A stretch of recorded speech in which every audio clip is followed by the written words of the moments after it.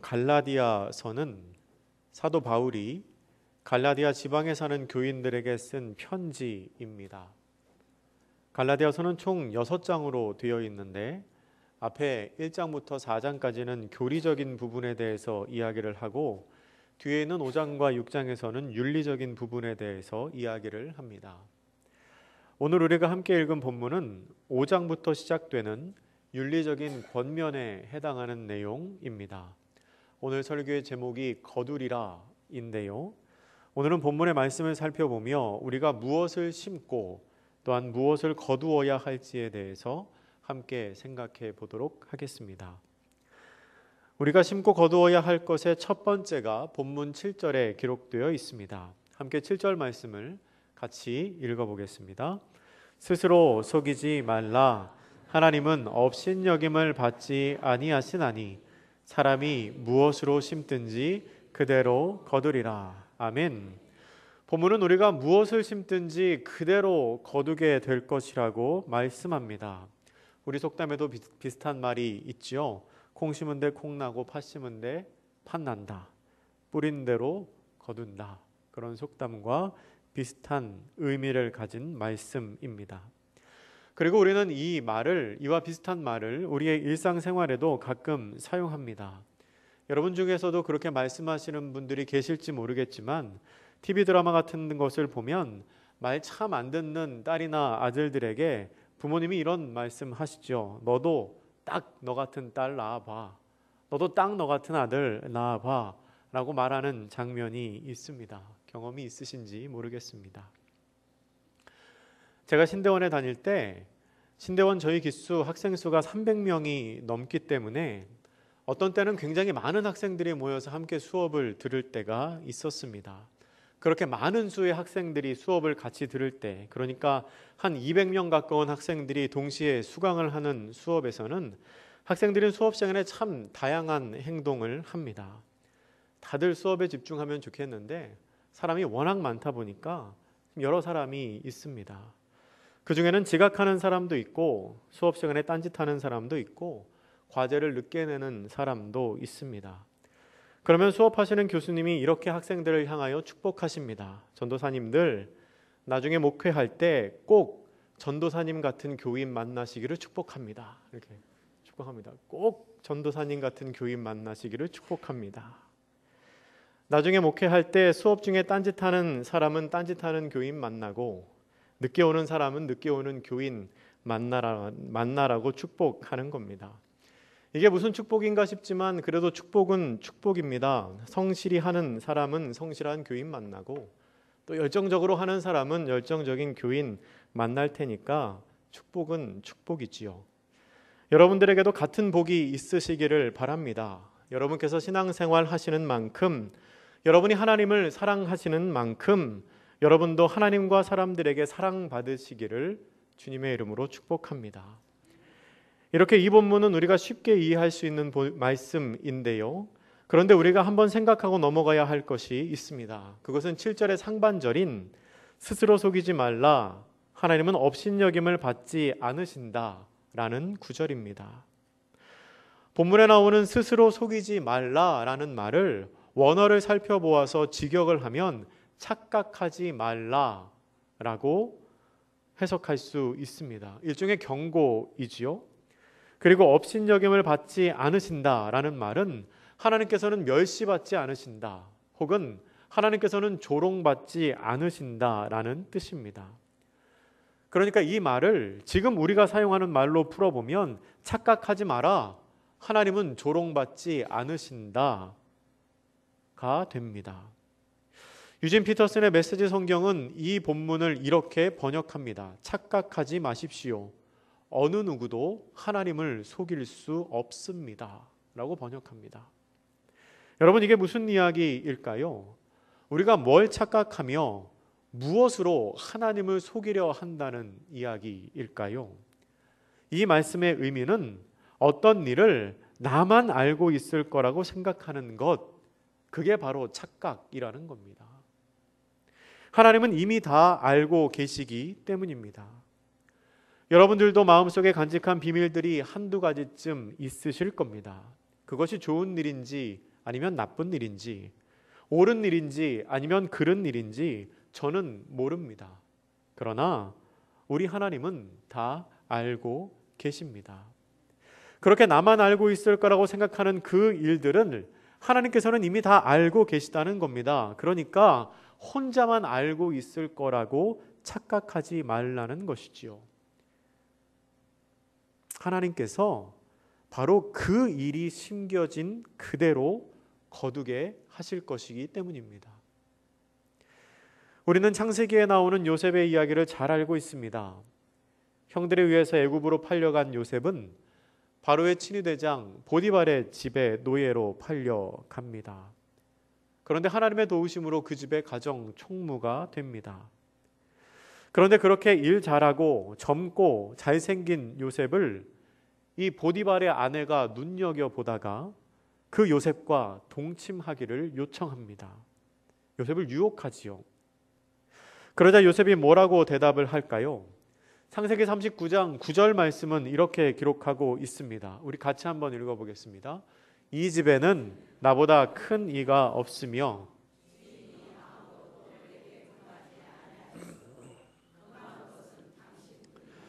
당신은 그의 아내임이라. 그런즉 내가 어찌 이 큰 악을 행하여 하나님께 죄를 지으리까. 아멘.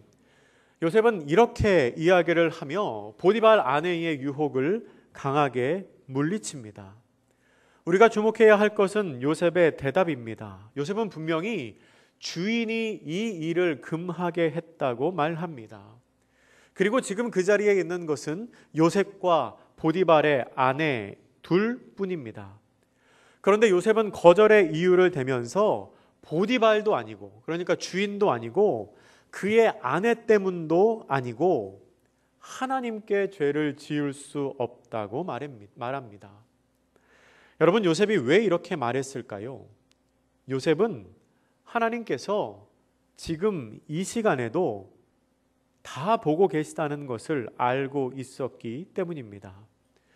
요셉은 늘 하나님을 의식하는 사람이었고, 따라서 하나님께서 나의 모든 것을 다 알고 계시다는 것을 이미 알고 있었습니다. 여러분, 우리는 이미 우리의 모든 것을 다 알고 계신 하나님을 의식하며 살아야 합니다. 요셉의 이 고백, 내가 어찌 이 큰 악을 행하여 하나님께 죄를 지으리까? 라는 이 고백이 바로 우리의 고백이 되어야 합니다. 여러분은 여러분의 삶 속에서 무엇을 심고 계십니까? 주위에 아무도 없이 홀로 있을 때에 여러분은 무엇을 심고 계십니까? 우리도 요셉처럼 우리와 늘 동행하시는 하나님을 의식하며 거두기에 합당한 것으로 심는 사람들이 되기를 바랍니다. 우리가 무엇을 심든지 그대로 거두게 될 것입니다. 두 번째로 우리가 거둘 것은 본문 8절에 기록되어 있습니다. 8절 말씀 같이 한번 읽겠습니다. 자기의 육체를 위하여 심는 자는 육체로부터 썩어질 것을 거두고 성령을 위하여 심는 자는 성령으로부터 영생을 거두리라. 아멘. 이 본문 말씀은 우리가 육체를 통해서는 썩어질 것을 거두고 성령을 통해서는 영생을 거둘 것이라고 말씀하고 있습니다. 이 말씀을 보는 우리는 내가 평소에 구하는 그것이 육체로부터 기인한 썩어질 것인지, 내가 지금 원하고 있는 그것이 육체로부터 시작된 것은 아닌지 고민해 보아야 합니다. 우리의 삶의 우선순위가 너무 육체적인 것에 머물러 있지는 않은지를 점검하고 우리 스스로 본문에 나와 있는 것처럼 성령을 심고 영생을 얻는 사람이 되어야 합니다. 그런데 우리가 여기에서 주의 깊게 생각해야 할 부분이 있습니다. 제가 조금 전에 드린 그 이야기는 물론 맞는 이야기이고 또한 성경에 근거한 이야기이지만 이게 한쪽으로 심하게 강조되면 좀 문제가 생깁니다. 이것이 잘못 이해가 되고 한쪽만 심하게 강조되면 우리는 자칫 잘못된 믿음으로 빠질 수가 있습니다. 이게 무슨 말이냐면 우리 삶의 우선순위가 너무 육체적인 것에 머물러 있지 않은지를 점검하고 우리 스스로 성령을 심고 영생을 추구하는 사람이 되어야 합니다. 까지는 좋은데, 여기까지는 옳은데, 이게 너무나 극단적으로 강조되어서 여러분, 육체는 악한 것입니다. 이 세상에서의 삶은 아무런 소용이 없습니다. 우리는 하늘에만 소망을 두어야 합니다. 라고 말한다든지, 아니면 썩어질 것인 육체의 삶은 다 내려놓고 우리 영생의 삶만을 추구합시다 라고 말하면서 있는 재산 다 정리하고 공동생활 하자고 하는 사람들은 뭔가를 잘못 믿고 있는 겁니다.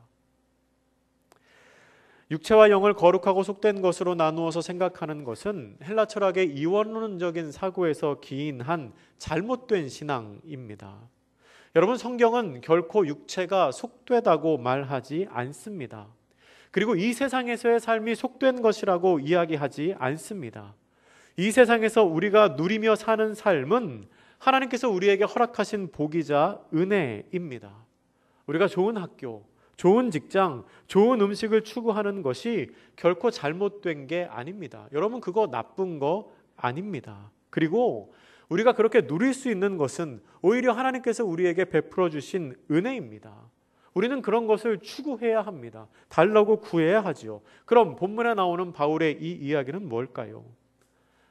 오늘 본문 8절이 이야기하는 것은 육체와 성령의 기능적인 차이를 알고 그것의 우선순위를 분명히 하라는 겁니다.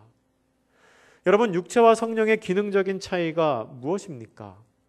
본문에 나와 있는 대로 육체로부터 얻어지는 것은 썩어질 것이지만 성령으로부터 얻는 것은 영생이라는 겁니다. 그러니까 결국에는 영생을 얻기 위해서 성령을 위해 심는 자가 되어야 한다는 겁니다. 육체로 심어도 무언가를 거둘 수 있습니다. 우리가 세상에서의 삶을 열심히 살면 부와 명예를 얻을 수 있지요. 그러나 여러분, 그것은 썩어질 것입니다. 이 세상에서 끝나는 겁니다. 그것들이 우리에게 구원을 줄 수 없습니다. 그러나 우리가 성령을 위하여 심으면 우리는 영생을 얻게 됩니다. 그리고 그리스도의 능력, 성령의 능력에는 우리를 구원할 수 있는 힘이 있기 때문입니다. 그렇기 때문에 우리는 육체로 만족해서는 안 됩니다. 육체의 결과를 얻는 것으로 만족해서는 안 됩니다. 우리는 성령을 심음으로써 영원한 삶을 얻는 사람들이 되어야 합니다. 2차 세계대전이 한창이던 당시 중국에서 활동한 스코틀랜드 출신의 에릭 리들 선교사의 이야기를 많이 들어보셨을 거라고 생각합니다. 그의 이야기가 불의 전차라는 영화로 만들어지기도 했는데요. 그는 1924년 제8회 파리올림픽 육상 100m 경기에서 유력한 금메달 후보였습니다. 그런데 그는 그 육상 100m 경기의 예선이 주일날, 경기가 주일날 잡히자 저는 주일에는 뛰지 않습니다. 저는 주일에는 뛸 수 없습니다. 라는 말을 남기고 경기를 포기합니다. 주변에서 많은 비판과 회유가 있었지만 에릭 리들의 결심은 흔들리지 않았습니다. 그는 금메달을 딴 후 사람들이 뿌려주는 환영의 꽃가루보다 하나님께서 친히 씌워주시는 영광의 면류관을 더 소망했던 것입니다. 만약에 그가 육체로부터 얻어질 것만 추구하는 사람이었다면 그는 그런 선택하지 못했을 겁니다. 그 후에 에릭 리들은 파리올림픽의 육상 400m 대회에 출전을 해서 기대하지 않은 금메달을 영국에 안겨주었습니다. 그는 경기 직후에 이렇게 말했습니다. 처음 200m는 내가 할 수 있는 최선을 다해서 달렸습니다. 그리고 나머지 200m는 하나님의 도우심으로 내가 달릴 수 있었습니다. 라고 고백을 했습니다. 이후에 에릭 리들은 중국 선교에 헌신을 했고 1945년 2월 21일에 43살의 젊은 나이로 하나님의 부르심을 받았습니다. 이 에릭 리들 선교사님은 자기의 삶의 목적이 분명한 사람이었습니다. 그가 운동을 열심히 했던 것도 하나님을 증거하기 위해서였고 중국에서 선교사로 활동하면서 수많은 고초를 겪은 이유도 하나님을 증거하기 위해서였습니다. 그에게 있어서 그 순서는 무슨 일이 있어도 바뀌지 않았습니다. 에릭 리들은 하나님만을 영화롭게 하겠다는 그 목표를 평생토록 단 한 번도 잊어본 적이 없는 사람이었습니다. 그는 육체로부터 얻어지는 썩어질 것이 아니라 성령으로부터 얻어지는 영생을 추구하는 사람이었습니다. 여러분, 영원한 삶을 얻을 수 있는 길이 우리 앞에 있습니다. 육체를 통해서 얻어지는 유익이 아무리 큰 것 같아도 성령을 통해 얻어지는 영생과는 비교할 수 없습니다. 그렇기 때문에 우리는 우리의 삶의 우선순위를 육체가 아닌 성령에 두어야 합니다. 우리 모두 성령을 심어 영생을 얻는 사람들이 되기를 바랍니다. 우리가 세 번째 거둘 것은 본문 9절에 기록되어 있습니다. 9절 말씀을 같이 읽겠습니다. 우리가 선을 행하되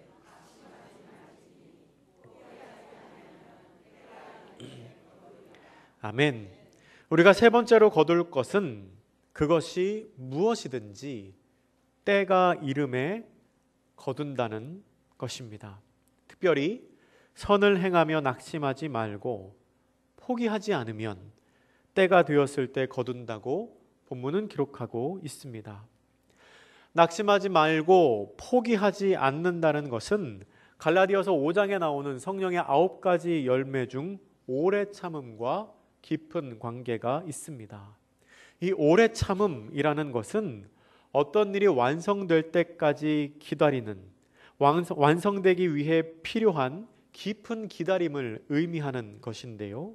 그러한 기다림이 우리가 선을 행할 때에도 필요하다는 것입니다. 그렇게 우리가 착한 일을 하며 낙심하지 않고 포기하지 않고 기다리면 언젠가 하나님의 때가 되었을 때 하나님께서 그 일을 반드시 이루실 것입니다. 그런데 문제는 하나님께서 반드시 이루어 주시기는 하는데 그 때가 우리가 생각하는 때와 하나님께서 생각하시는 때가 다르다는 게 좀 문제입니다. 그래서 하나님의 때를 그리고 하나님의 방법을 이해할 수 없을 때도 많습니다.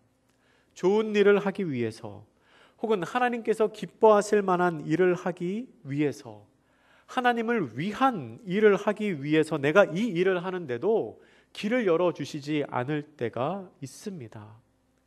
우리가 필요하다고 생각할 때, 우리가 생각하기에 가장 좋을 이때에 하나님께서 우리가 원하시는 바를 이루어 주시면 참 좋을 것 같은데 하나님께서는 하나님이 계획하신 시간이 다 세워졌을 때 그 일을 이루어 주십니다.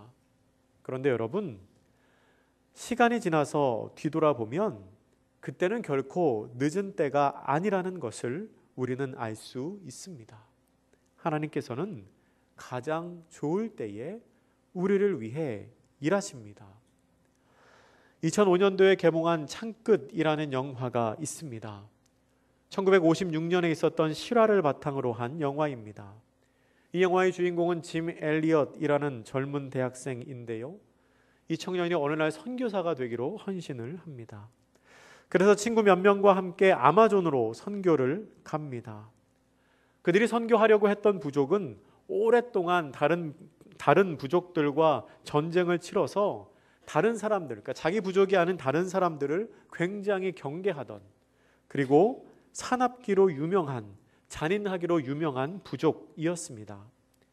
짐 엘리엇을 비롯한 젊은 선교사들은 일단 그들과 좋은 관계를 맺기 위해서 경비행기로 그들이 있는 곳에 식료품을 전달합니다. 그렇게 한 3개월 정도 그들을 돕고 그 후에 어느 정도 관계가 형성됐다고 생각한 이 선교사들은 그들을 직접 만나러 갑니다. 비행기에서 내린 선교사들이 두 손을 벌리며 우리는 당신을 도우러 왔다, 우리는 당신들의 친구다라고 표시를 하지만 원주민들은 이 선교사들을 공격하기 시작합니다. 그렇게 짐 엘리엇을 비롯한 5명의 젊은 선교사들은 그 부족을 만나자마자 죽임을 당합니다. 그들이 죽음이 세상에 알려지자 사람들은 그것이 불필요한 죽음이었다고, 쓸모없이 삶을 낭비한 것이라고 그들을 향하여 손가락질을 합니다. 많은 사람들이 보기에 선교지에 가자마자 죽임을 당한 그들은 정말 불필요한 죽임을 당한 것처럼 보였습니다.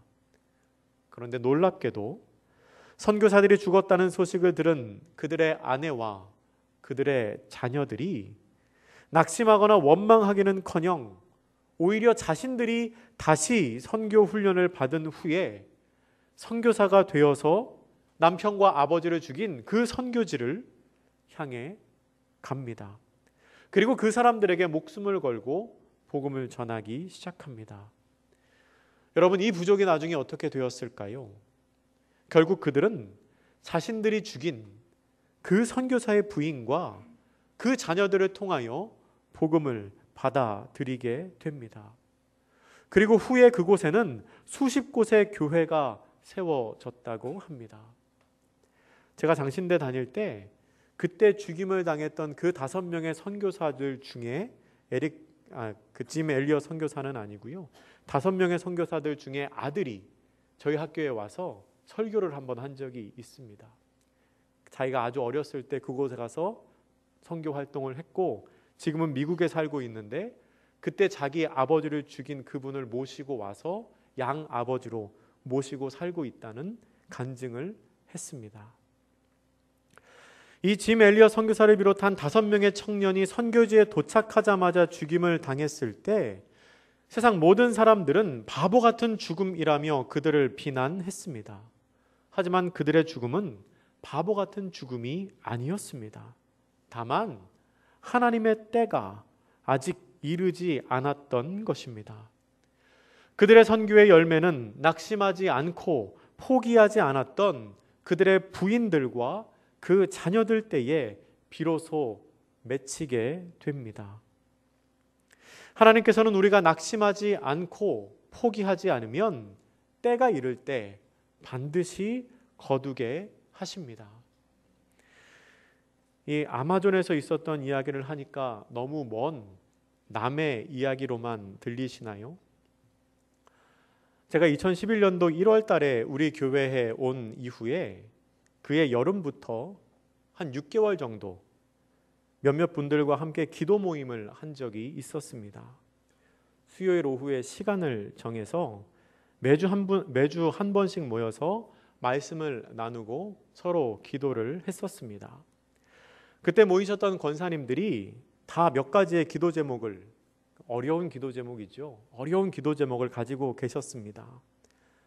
저는 그분들과 기도 모임을 할 때 그 기도 제목을 타이핑해서 이렇게 접어서 성경책에 끼우고 모임을 할 때마다 그 기도 제목을 보면서 같이 기도하고 또 틈날 때마다 보면서 기도하고는 했습니다. 그렇게 한 6개월 정도 기도 모임을 하고 후에는 기도 모임이 모이지 않게 되었는데요. 그 이후에 사실 저는 그 기도 제목을 적은 종이가 제 성경책에 있다는 것을 잊고 있었습니다. 성경책 제일 앞에다 끼워놓고 잊고 있었습니다. 그런데 몇 년이 지난 후에 제가 성경책에서 그 종이를 우연히 보고서 깜짝 놀랐습니다. 여러분, 제가 왜 놀랐을까요? 당시에 함께 기도할 때는 이게 이루어질 수 있을까? 이게 하나님께서 이루어 주실까? 생각했던 그 기도 제목들이 그 몇 년이 지난 사이에 이미 자연스럽게 하나 둘씩 다 해결되어 있었기 때문입니다. 제가 그 종이를 그때 다시 넣었다가 가끔 열어봅니다. 이 설교를 준비하면서도 사실 제가 그 종이를 열어봤는데 놀랍게 그 사이에도 또 응답된 기도의 제목들이 있었습니다. 다른 분들 이야기할 것 없이 저의 경우만 봐도 그렇습니다. 저에게는 딸이 하나 있습니다. 지금 잠옷실에서 제일 예쁜 아기가 제 딸인데요.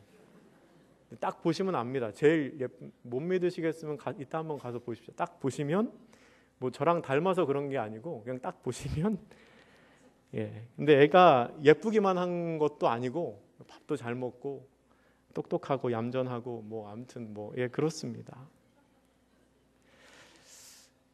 그런데 하나님께서 이 아이를 저희 가정에 어떻게 허락하셨는지 여러분이 더 잘 알고 계십니다. 그 과정이 순탄치 않았지요. 결혼하고 5년 동안 아이가 없었습니다. 저희 가정도 많이 기도했지만 여러분들이 정말 많이 기도해 주신 것 잘 알고 있습니다. 한 번은 어떤 성도님이 새벽에 기도하고 나가시면서 저한테 죄송하다고, 다짜고짜 죄송하다고, 그래서 뭐가 죄송하세요? 그랬더니 자기들 기도가 부족해서 목사님 가정에 아이가 안 생기는 것 같다고, 참 죄송하다고 이야기를 해 주셨던 적도 있습니다. 결국 결혼한 후 6년 만에 하나님께서 아이를 주셨는데, 당시 그때는 그 과정에서는 그 기간이 너무 길고 힘들게 느껴졌지만 지나고 보니 하나님께서 가장 적절하신 때에 그 아이를 저희 가정에 허락하셨다는 생각이 듭니다. 그 때가 하나님께서 계획하신 하나님의 때였던 것입니다. 하나님께서는 분명히 우리가 낙심하지 않고 포기하지 않으면 때가 이를 때 거두게 하십니다. 말씀을 정리하겠습니다. 오늘 본문은 우리에게 세 가지의 거둘 것을 알려줍니다. 첫 번째, 우리는 무엇을 심든지 그대로 거두게 될 것입니다. 사랑하는 여러분, 여러분만이 안다고 생각하는 그것을 하나님께서 모르고 계실 거라고 착각하지 마십시오. 아무도 없을 때에도, 누가 보든지 보지 않던지 상관없이 우리 하나님만을 의식하며 여러분의 삶에 옳은 것을 심으십시오. 우리가 무엇을 심든지 심는 그대로 거두게 될 것입니다. 두 번째로, 우리는 성령을 심어서 영생을 얻는 사람들이 되어야 합니다. 육체의 것도 유익이 있을 수 있지만 그것은 이 땅 위에서 썩어 없어질 것입니다. 우리는 썩어질 것이 아닌 영원한 생명을 바라보며 성령을 따라 사는 사람들이 되어야 합니다. 마지막으로, 선을 행하되 낙심하지 말고 포기하지 말아야 합니다. 말씀에 기록된 대로 때가 이를 때에 반드시 거두게 될 것이기 때문입니다. 우리가 낙심하지 않고 포기하지 않으면 하나님께서 예정하신 그 때에 하나님께서 원하시는 방법으로 다 거두게 하실 것입니다. 사랑하는 미담교회 청년 여러분, 그리고 성도 여러분, 이 자리에 있는 우리 모두가 믿음으로 심고 은혜로 풍성히 거두는 삶을 사시기를 축원합니다. 착한 행실을 심으십시오. 여러분의 열심을 심으십시오. 다른 사람들의 마음에 또한 복음을 심으십시오. 주님의 전에서 기도를 심으십시오. 하나님의 나라를 세워가기 위한 헌신을 심으십시오. 그렇게 마음을 다해 심고 또한 풍성히 거두는 저와 여러분이 되시기를 주님의 이름으로 축복합니다. 기도하겠습니다. 사랑의 하나님 아버지, 주님께서는 말씀을 통하여 심으면 반드시 거둔다고 하셨습니다. 저희로 하여금 지금 내가 주님을 위해 무엇을 심고 있는지, 또한 무엇을 심어야 하는지 고민하게 하시고 심는 만큼 거두는 은혜를 누리게 하옵소서. 감사드리며 예수님의 이름으로 기도드립니다. 아멘.